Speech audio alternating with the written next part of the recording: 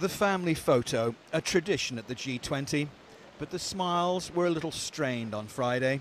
This was supposed to have been a summit by the leaders of the world's richest nations, focused on the world's economy. Instead, it's been eclipsed by the war clouds over Syria. Leaders of the two superpowers, Vladimir Putin and President Obama, have never been more at odds in this crisis. And Obama's attempt to get the G20 on board in any possible strike against Damascus got nowhere. Trying to impart a sense of urgency about this. Why we can't have an environment in which, over time, people start thinking we can get away with chemical weapons use. It's a hard sell, but it's something I believe in.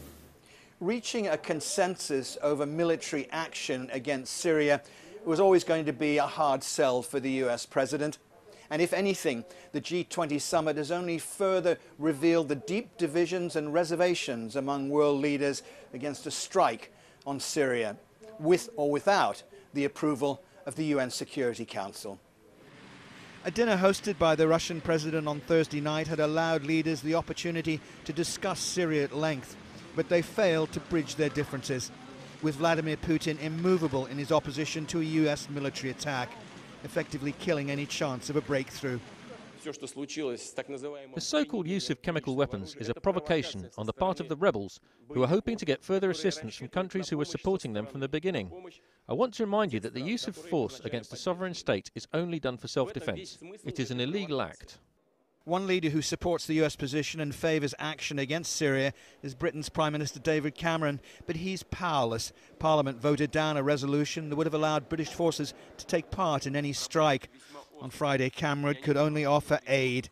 He pledged $81 million of medical assistance to those targeted by chemical weapons. This is the humanitarian crisis the world and our generation faces, and I'm determined that the world takes the action to deal with it.